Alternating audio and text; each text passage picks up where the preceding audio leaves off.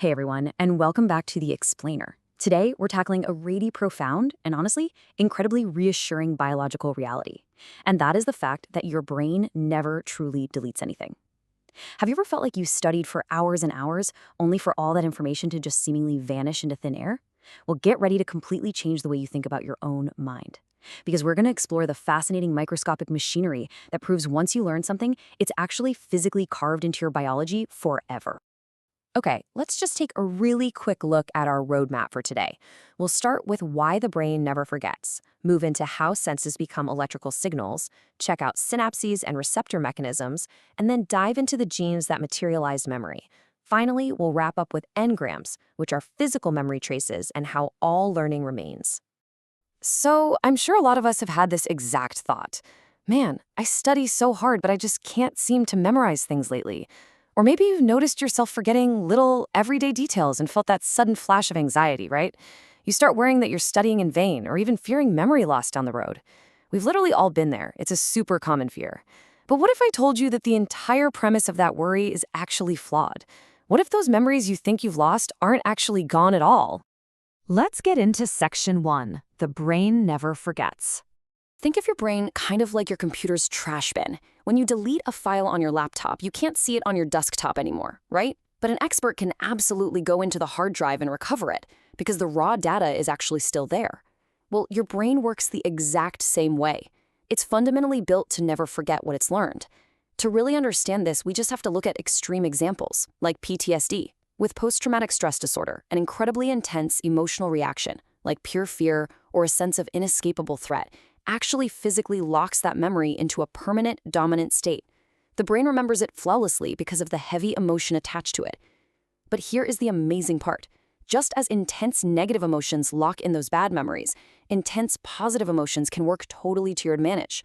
If you feel the genuine joy of discovery, or that thrill of realizing you're growing and evolving through your studies, you can actually use that positive emotion to physically lock in good memories just as strongly.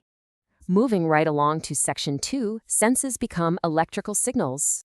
Everything you experience starts as a physical or chemical trigger from the outside world. Seriously? Everything. When you look at your screen right now, electromagnetic light waves are hitting the rod and cone cells in your retina, and those cells translate that light into electrical signals. What about hearing?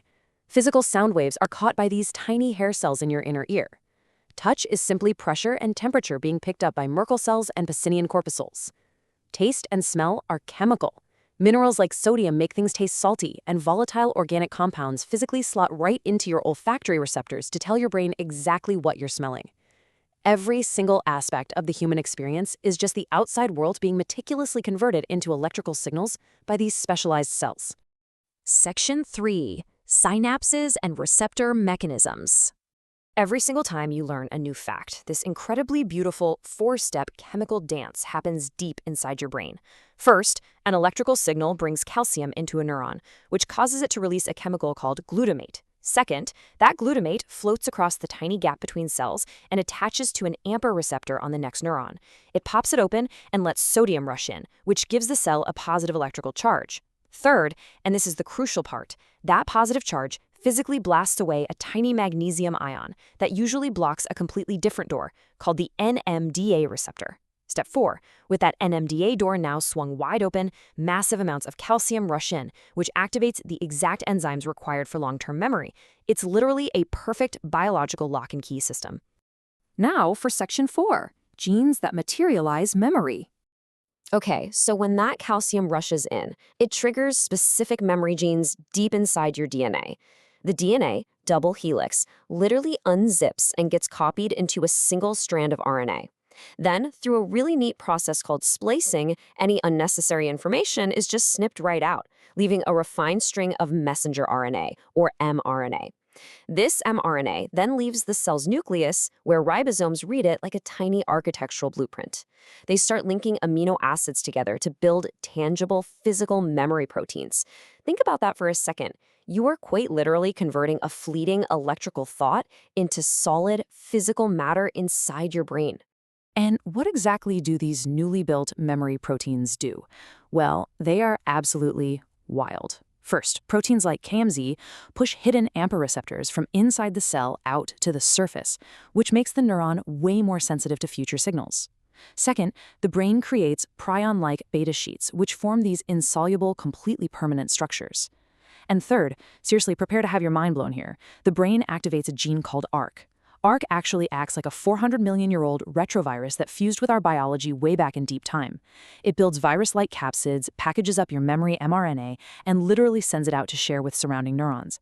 It's basically spreading the memory across your entire neural network like a viral update. Let's zoom in on those beta sheets for a minute, because this directly explains why you can vividly remember a childhood memory from 60 years ago. Normal proteins in your body, like alpha helix proteins, are easily broken down and absorbed, kind of like the alpha starch in the rice you might eat for dinner. But beta sheet proteins, they form an interlocking, insoluble web. Think of the lignin in tough wood or in paper. Even though it's made of similar base materials as starch, it just doesn't break down in water, heat, or by enzymes. Your brain uses these incredibly tough beta sheet structures to permanently preserve your most precious memories, shielding them from being washed away over time. Section 5. Engrams, or physical memory traces.